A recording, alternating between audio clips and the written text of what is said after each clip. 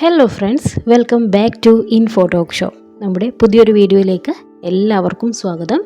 ഇന്നത്തെ വീഡിയോയിലൂടെ നമ്മൾ നോക്കാൻ പോകുന്നത് നബിദിന ക്വിസാണ്.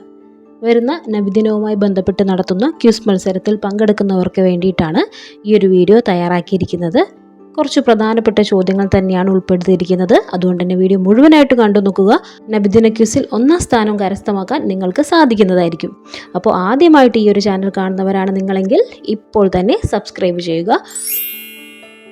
കൂടെ ബെല്ലൈക്കണും എനേബിൾ ചെയ്താൽ ഞാൻ അപ്ലോഡ് ചെയ്യുന്ന വീഡിയോസ് എല്ലാം നിങ്ങളിലേക്ക് കറക്റ്റ് ടൈമിൽ എത്തുന്നതായിരിക്കും.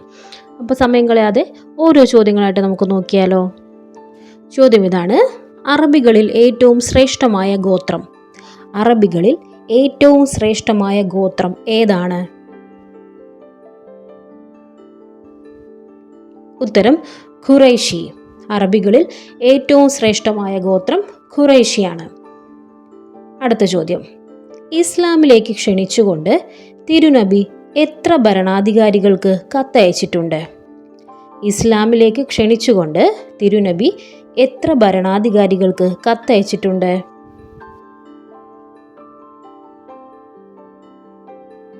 ഉത്തരം 10-ലധികം. ഇസ്ലാമിലേക്ക് ക്ഷണിച്ചുകൊണ്ട് തിരുനബി 10-ലധികം ഭരണാധികാരികൾക്ക് കത്തയച്ചിട്ടുണ്ട്. ഓക്കെ ആണല്ലോ. അടുത്ത ചോദ്യം ഇതാണ്: തിരുനബിക്ക് എത്ര മോതിരങ്ങൾ ഉണ്ടായിരുന്നു? തിരുനബിക്ക് എത്ര മോതിരങ്ങൾ ഉണ്ടായിരുന്നു?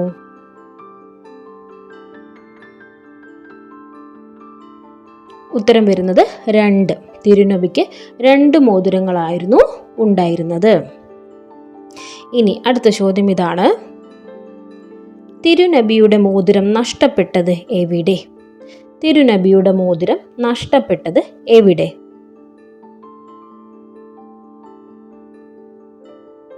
ഉത്തരം ആരീസ് കിണറ്റിൽ.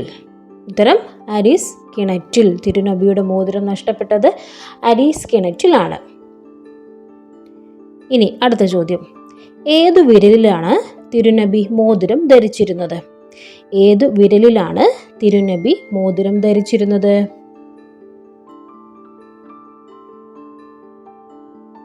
ഉത്തരം ചെറുവിരലിൽ. ചെറുവിരലിലാണ് തിരുനബി മോതിരം ധരിച്ചിരുന്നത്. ഇനി നമുക്ക് അടുത്ത ചോദ്യത്തിലേക്ക് കടക്കാം.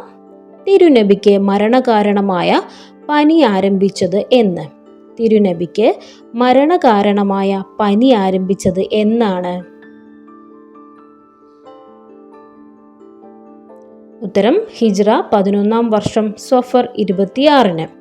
തിരുനബിക്ക് മരണകാരണമായ പനി ആരംഭിച്ചത് ഹിജ്റ 11-ാം വർഷം സഫർ 26-ന്. ഓക്കെ, അടുത്ത ചോദ്യം ഇതാണ്: എത്ര വസ്ത്രത്തിലാണ് തിരുനബിയെ കഫൻ ചെയ്തത്? എത്ര വസ്ത്രത്തിലാണ് തിരുനബിയെ കഫൻ ചെയ്തത്?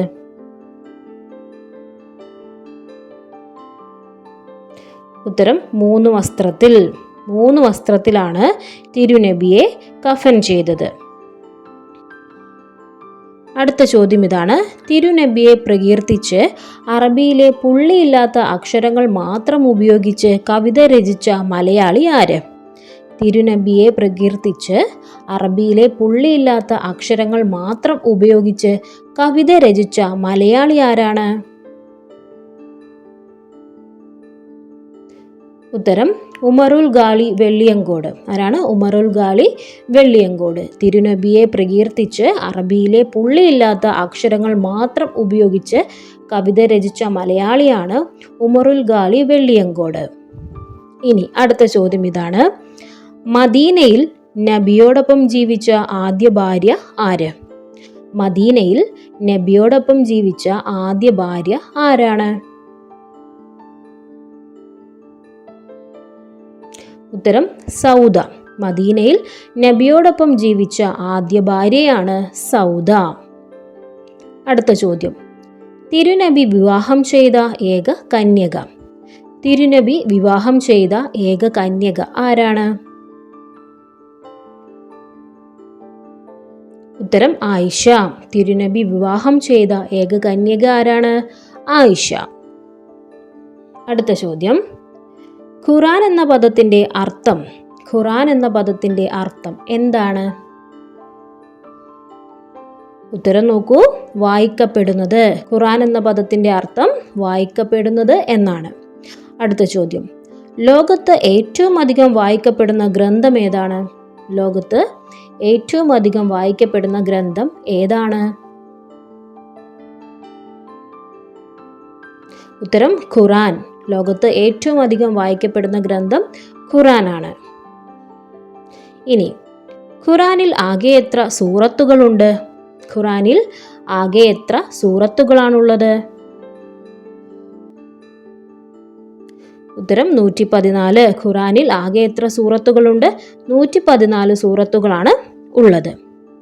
അടുത്ത ചോദ്യം, ഖുർആനിൽ ആകെ എത്ര ആയത്തുകളുണ്ട്? ഖുർആനിൽ ആകെ എത്ര ആയത്തുകളാണുള്ളത്? ഉത്തരം 6236. ഖുർആനിൽ ആകെ എത്ര ആയത്തുകളുണ്ട്? 6236 ആയത്തുകളാണ് ഖുർആനിൽ ഉള്ളത്. അടുത്ത ചോദ്യം, ഖുർആനിലെ സൂറത്തുകളുടെയും ആയത്തുകളുടെയും ക്രമം നിശ്ചയിച്ചത് ആര്? ഖുർആനിലെ സൂറത്തുകളുടെയും ആയത്തുകളുടെയും ക്രമം നിശ്ചയിച്ചത് ആരാണ്? ഉത്തരം അല്ലാഹു. ഖുർആനിലെ സൂറത്തുകളുടെയും ആയത്തുകളുടെയും ക്രമം നിശ്ചയിച്ചിരിക്കുന്നത് അല്ലാഹു ആണ്. ഇനി അടുത്ത ചോദ്യത്തിലേക്ക് കടക്കാം. ഖുർആനിന്റെ സൂക്ഷിപ്പുകാരി എന്നറിയപ്പെടുന്ന വനിത ആര്? ഖുർആനിന്റെ സൂക്ഷിപ്പുകാരി എന്നറിയപ്പെടുന്ന വനിത ആരാണ്? ഉത്തരം തിരുനബിയുടെ പത്നി ഹഫ്സ. തിരുനബിയുടെ പത്നിയായ ഹഫ്സയാണ് ഖുർആനിന്റെ സൂക്ഷിപ്പുകാരി എന്നറിയപ്പെടുന്ന വനിത. അടുത്ത ചോദ്യം, ഖുർആനിൽ പറയപ്പെട്ട ലോഹങ്ങൾ. ഖുർആനിൽ പറയപ്പെട്ട ലോഹങ്ങൾ ഏതൊക്കെയാണ്? ഉത്തരം സ്വർണം, വെള്ളി, ഇരുമ്പ്, ചെമ്പ്. ഖുർആനിൽ പറയപ്പെട്ട ലോഹങ്ങൾ ഏതൊക്കെയാണ്? സ്വർണം, വെള്ളി, ഇരുമ്പ്, ചെമ്പ്. ഇനി അടുത്ത ചോദ്യം ഇതാണ്, ലോക വനിതകളിൽ അല്ലാഹു പ്രമുഖ സ്ഥാനം നൽകിയ സ്ത്രീ. ലോക വനിതകളിൽ അല്ലാഹു പ്രമുഖ സ്ഥാനം നൽകിയ സ്ത്രീ ആരാണ്? ഉത്തരം മറിയം ബീവി. ലോക വനിതകളിൽ അല്ലാഹു പ്രമുഖ സ്ഥാനം നൽകിയ സ്ത്രീയാണ് മറിയം ബീവി. അടുത്ത ചോദ്യം, പക്ഷികളുടെ ഭാഷ വശമുണ്ടായിരുന്ന പ്രവാചകൻ. പക്ഷികളുടെ ഭാഷ വശമുണ്ടായിരുന്ന പ്രവാചകൻ ആരാണ്? ഉത്തരം സുലൈമാൻ നബി. പക്ഷികളുടെ ഭാഷ വശമുണ്ടായിരുന്ന പ്രവാചകനാണ് സുലൈമാൻ നബി. ഇനി അടുത്ത ചോദ്യം, നബി ജനിച്ച വർഷത്തിന് ചരിത്രകാരന്മാർ നൽകിയിരിക്കുന്ന പ്രത്യേക പേരെന്താണ്? നബി ജനിച്ച വർഷത്തിന് ചരിത്രകാരന്മാർ നൽകിയിരിക്കുന്ന പ്രത്യേക പേരെന്താണ്? ഉത്തരം ആനക്കലഹ വർഷം. നബി ജനിച്ച വർഷത്തിന് ചരിത്രകാരന്മാർ നൽകിയിരിക്കുന്ന പ്രത്യേക പേരാണ് ആനക്കലഹ വർഷം എന്നത്. അടുത്ത ചോദ്യം നോക്കൂ, നബിയുടെ പേര് ഖുർആനിൽ എത്ര പ്രാവശ്യം വന്നിട്ടുണ്ട്?